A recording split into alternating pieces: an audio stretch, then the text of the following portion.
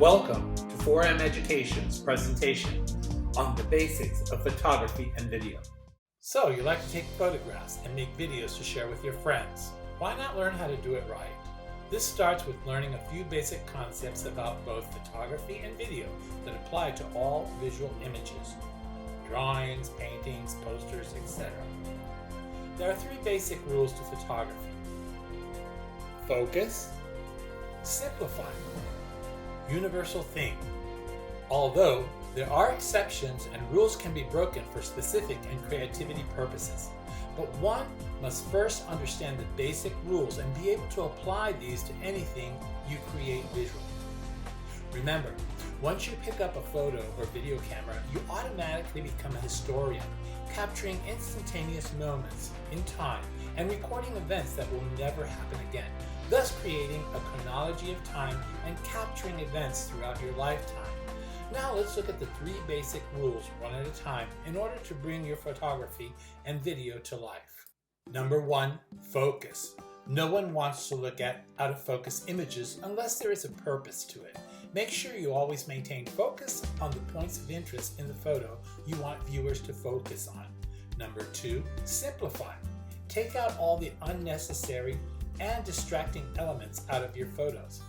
Focus on your idea and draw the viewer's attention directly to where you want it. In other words, take out everything that is distracting or not necessary when framing your shot. Finally, number 3, universal theme. Select a universal theme or topic that your photo represents. For example, beauty, happiness, sadness, action, adventure, wild, crazy, abstract, delicious, etc.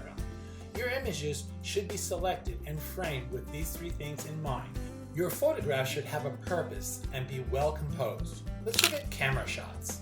The first thing we will talk about as far as your visual images is camera shots. These apply to all visual images, whether it be a photograph, video, painting, or drawing.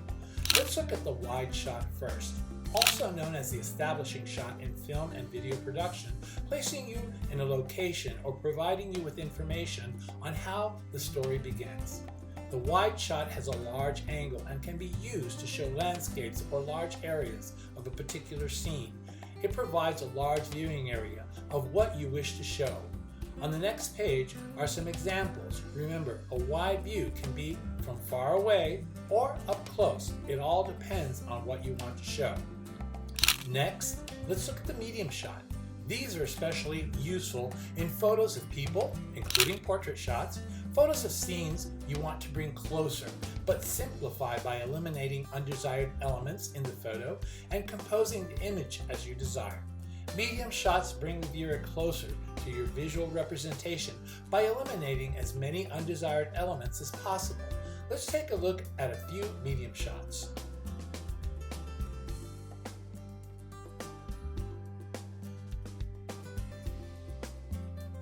Finally, we have our close-ups and extreme close-ups. These are used to show details and bring the viewer up close and personal with the visual you want to display. Close-ups are fun and can represent a lot without showing much. Personally, this is one of my favorite shots. I love close-ups. You can get quite creative by showing only portions of people, animals, places, and things, and still get your universal theme across. These should be well thought out though. They are immensely useful in how to do videos and photo sequences, as well as showing the viewer details of what you'd like them to see. Below are some examples of close-ups and extreme close-ups. A tip: try adding close-ups to your repertoire of camera shots. Soon you'll find yourself paying attention to details, a key skill in becoming a good photographer or videographer. Most people, when shooting a photo, use eye level because this is how we normally see things. Giving your shot some different angles can liven up your shooting and even impart meaning to your photos. Although not a rule of thumb, these three angles can be used for various purposes. Let's take the eye level angle first. It can be used to show how one normally views things and makes the viewer comfortable. The low angle can be used to give something importance, make it look larger, or to stress something in particular. The high angle can be used to diminish something, make it look less important or smaller than it is, or just give the viewer a different perspective. Either way you shoot them, camera angles provide us with creative views that can enhance your universal theme's meaning. It's fun to experiment with different angles. Don't be afraid to shoot outside of the box. Below are some shots with different angles.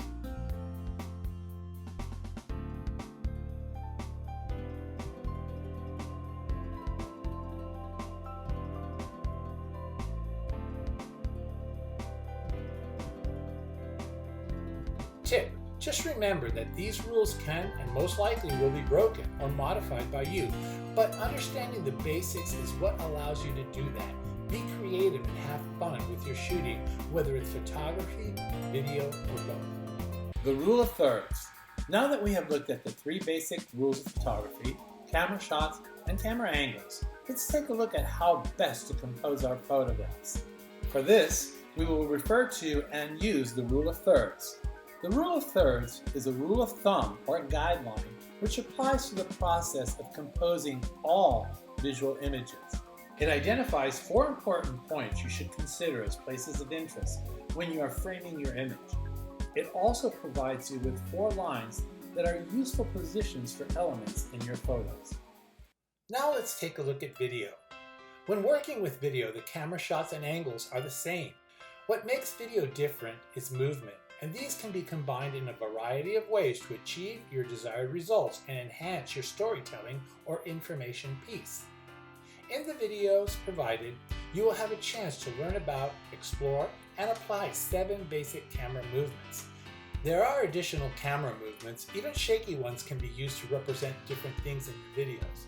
There are certain protocols with movement that we will cover in future lessons. For example, zooming in and out constantly. This is a no-no. Zooms, whether zoom in or zoom out, should be used with caution and the right zoom amount and speed taken into consideration. Let's start now with learning what these movements do. Zoom in. A zoom in basically begins from a wide or medium shot and moves forward, closing the angle of the shot all the way to a close-up if that is the intention. Zoom out.